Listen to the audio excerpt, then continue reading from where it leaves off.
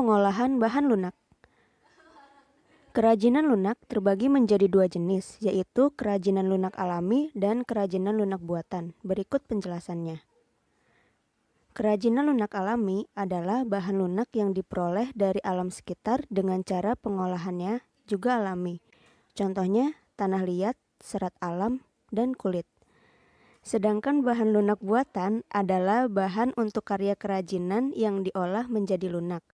Contohnya bubur kertas, gips, fiberglass, lilin, sabun, spons, dan lain-lain. Berikut adalah contoh-contoh gambar dari bahan lunak alami maupun bahan lunak buatan. Teknik pengolahan bahan lunak. Kerajinan dari bahan lunak merupakan produk kerajinan yang menggunakan bahan dasar yang bersifat lunak diproses sedemikian rupa sehingga menjadi sebuah kerajinan. Adapun teknik pembuatan kerajinan dari bahan lunak yang dapat digunakan untuk membuat karya kerajinan antara lain: A. Membentuk.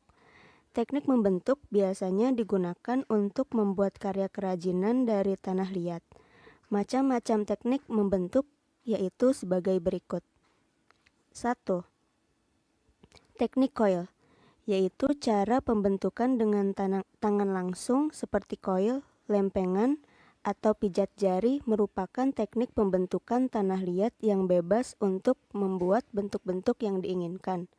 Bentuknya tidak selalu simetris, dan teknik ini sering dipakai oleh para seniman dan pengrajin keramik. 2. Teknik putar. Teknik putar yaitu teknik pembentukan dengan alat putar dapat menghasilkan banyak bentuk yang simetris, bisa bulat, silindris, dan bervariasi. Cara pembentukan dengan teknik putar ini sering dipakai oleh pengrajin keramik. Pengrajin keramik tradisional biasanya menggunakan alat putar tangan atau alat putar kaki. Contohnya dari karya ini adalah seperti gentong dan guci. 3. Teknik cetak. Teknik cetak memiliki dua teknik pembentukan karya kerajinan dari bahan lunak antara lain, yaitu sekali cetak atau cetak berulang. Teknik sekali cetak ialah teknik cetak yang menghasilkan sekali cetakan dan tidak dapat diperbanyak. Sedangkan teknik cetak berulang adalah teknik mencetak yang dapat memproduksi karya dengan jumlah yang banyak dengan bentuk dan ukuran yang sama. Contohnya seperti peralatan rumah tangga, piring, cangkir, mangkuk, dan gelas. B. Menganyam. Teknik ini dapat digunakan untuk pembuatan karya kerajinan dari bahan lunak dengan karakteristik tertentu. Bahan baku yang digunakan untuk membuat karya kerajinan dengan teknik menganyam ini berasal dari berbagai tumbuhan yang diambil seratnya. Misalnya seperti rotan, daun lontar, bambu, daun pandan, serat pohon pisang, eceng gondok, dan daun nanas. Contoh kerajinan dengan teknik menganyam diantaranya keranjang, tikar, topi, dan tas. C. Menenun. Pada kerajinan menenun, kita biasanya menggunakan alat yang disebut lungsin dan pakan. Pada beberapa daerah di wilayah Nusantara, terdapat kesamaan teknik tetapi berbeda dalam ragam hiasnya. Hal ini yang menjadi ciri khas dari suatu daerah dengan daerah lain. Misalnya, kain ulos dari Batak, kain tapis dari Lampung, kain troso dari Jepara, serta kain songket yang dibuat di Sumatera, Bali, Kalimantan, dan Sumbawa. D. Membordir. Bordir merupakan hiasan dari benang pada kain. Istilah lain yang hampir sama dengan bordir adalah sulam. E. Mengukir. Teknik mengukir adalah kegiatan menggores, memahat, dan menoreh pola pada permukaan benda yang diukir. Dilihat dari jenisnya, ada beberapa jenis ukiran, antara lain ukiran tembus, ukiran rendah, ukiran tinggi, dan ukiran utuh. Pada umumnya, teknik mengukir diterapkan pada bahan kayu, tetapi teknik ini dapat pula diterapkan pada bahan lunak seperti sabun padat dan lilin.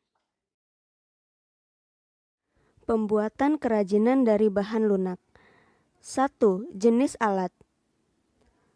Jenis alat yang digunakan ada 3 macam, yaitu A. Alat pokok. Alat pokok terdiri dari 2, yaitu rol kayu dan pahat. B. Alat bantu. Beberapa alat bantu di antara lainnya seperti butsir kawat, butsir kayu, pisau pemotong, spons, dan kuas kecil. C. Perlengkapan. Beberapa perlengkapan yang digunakan antara lain seperti timbangan, ember, baskom, alas pembentukan, papan cetakan, seng, sekop, gelas ukuran, kertas amplas, dan mangkuk plastik. Perancangan kerajinan bahan lunak. A. Membuat rancangan. Rancangan adalah hal awal yang kita lakukan setelah mendapat ide untuk membuat suatu kerajinan dari bahan lunak. Rancangan yang bagus biasanya akan menghasilkan karya yang bagus. Rancangan biasanya dibuat di suatu kertas lalu kita menggambarnya. B. Menyiapkan alat dan bahan. Setelah rancangan dibuat, tahap selanjutnya adalah menyiapkan alat dan bahan. Alat dan bahan diutamakan memiliki kualitas yang bagus sehingga akan mendapatkan hasil yang baik. C. Membuat benda sesuai rancangan. Setelah semua siap, kita mulai dengan proses pembuatan.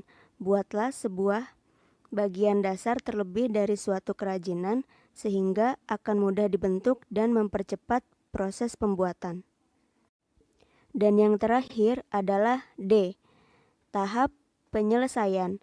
Tahap akhir setelah kita membuat sesuatu kerajinan adalah salah satunya dengan merapikan atau memberi hiasan atau beberapa tambahan lain sehingga meningkatkan kualitas kerajinan tersebut.